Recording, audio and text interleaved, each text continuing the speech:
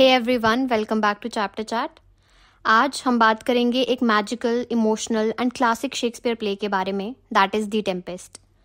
इस प्ले के main themes हैं revenge, magic, friendship, love and most importantly forgiveness.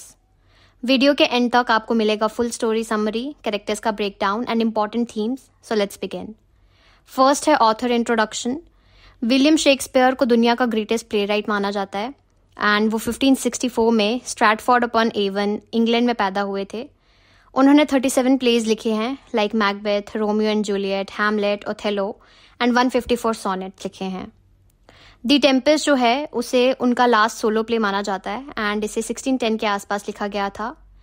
ये प्ले थोड़ा डिफरेंट है क्योंकि इसमें उन्होंने मैजिक, थिएटर और लाइफ के एंड के इमोशंस को कंबाइन करके लिखा था।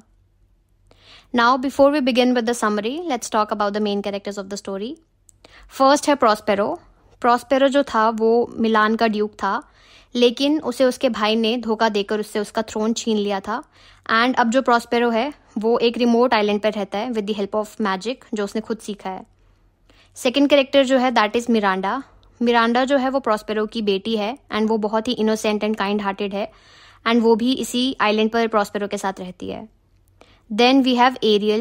एरियल जो है वो एक मैजिक स्पिरिट है एंड वो प्रोस्पेरो का सर्वेंट है एंड जो एरियल है उसकी लाइफ में एक ही डिज़ायर है कि उसे फ्रीडम चाहिए। फिर फोर्थ कैरेक्टर है कैलिबान।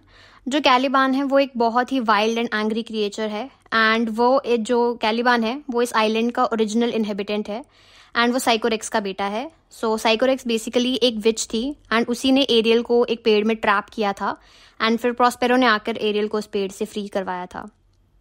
Next we have Ferdinand. जो फर्डिनेंड है वो नेपल्स का प्रिंस है एंड वो मिरांडा से बहुत प्यार करता है। फिर हमारे पास हो जाता है अलोंजो। अलोंजो जो है वो नेपल्स का किंग है एंड फर्डिनेंड जो है वो अलोंजो का बेटा है। And then we have Antonio जो प्रोस्पेरो का भाई है जिसने उससे उसका किंगडम छीना था।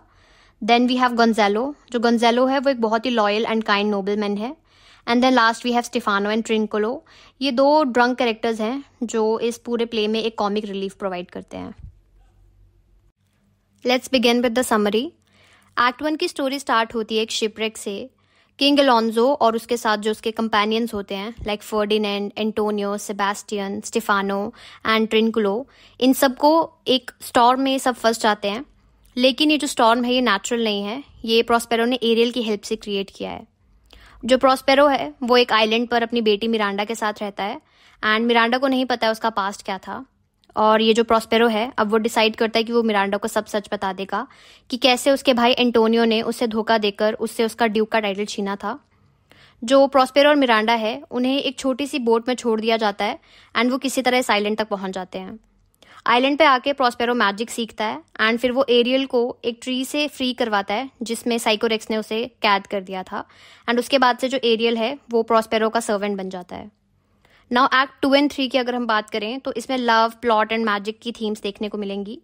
जो एरियल है वो किंग अलोंजो और बाकी जो उसके कंपेनियंस हैं वो उन्हें आइलैंड पे लाता है एंड उन सबको सेपरेट कर देता है, उन्हें अलग अलग जगह पे ले जाता है। जो प्रिंस फर्डिनेंड है जो अलोंजो का बेटा है वो मिरांडा से मिलता है एंड वो दोनों जब एक दूसरे से मिलते हैं तो उन्हें लव एट फर्स्ट साइट हो जाता है।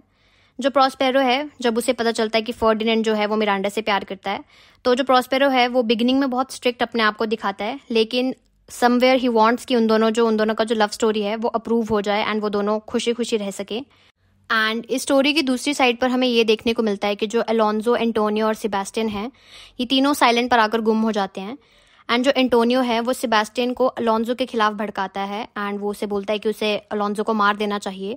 जो सेबास्टियन है ये बेसिकली अलोंजो का भाई है एंड जो एंटोनियो है वो सेम उससे वही चीज़ करवा रहा है जो उसने खुद प्रोस्पेरो के साथ की थी।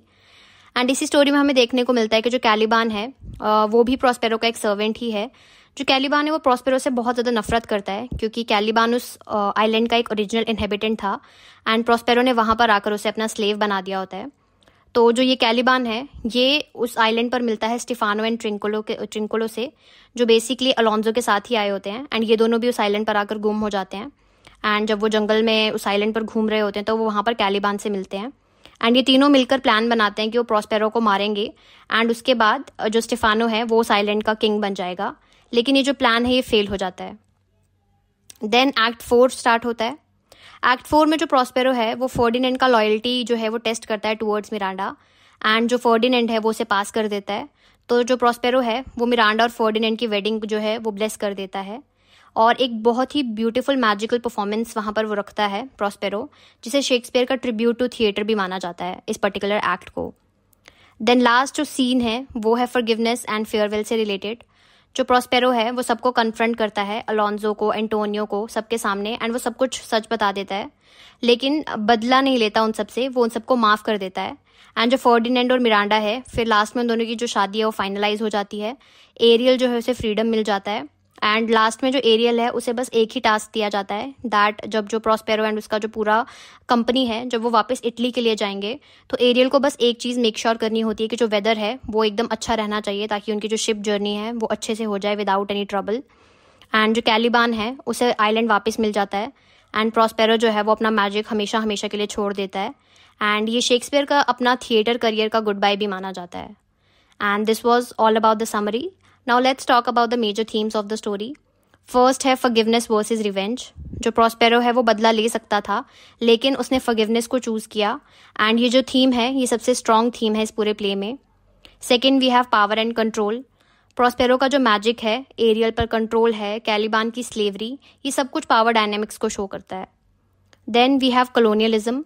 जो कैलिबान है उसे एज अ सैवेज दिखाया गया है throughout the act, and Prospero को एक आउटसाइडर दिखाया गया है जो आइलैंड पर आकर कैलिबान के ऊपर रूल कर रहा है, एंड ये पोस्ट कॉलोनियल पर्सपेक्टिव से इंपॉर्टेंट माना जाता है। Then we have freedom. जो एरियल है throughout the novel, throughout the play आपको देखने को मिलेगा कि जो एरियल है उसे फ्रीडम चाहिए, एंड कैलिबान को भी सेम फ्रीडम ही चाहिए। इवन प्रॉस्पेरो अपने मैजिक से जो है खुद वो जो प्रॉस्पेरो है वो मैजिक को छोड़कर एक फ्री लाइफ जीना चाहता है। सो ये प्ले सेल्फ लिबरेशन का एक मैसेज, एक बहुत ही स्ट्रॉन्ग मैसेज भी देता है। And then last we have illusion versus reality. पूरे प्ले में आपको मैजिक, स्पिरिट्स एंड परफॉर्मेंसेस दिखाए जाते हैं, लेकिन एंड में सब इल्यूजन खत्म हो जाता है। जैसे थिएटर खत्म होता है वैसे ही मैजिक भी। तो दोस्तों ये थी टेम्पेस्ट की फुल कहानी, कैरेक्टर्स और theme. I hope you like this video. Till then take care.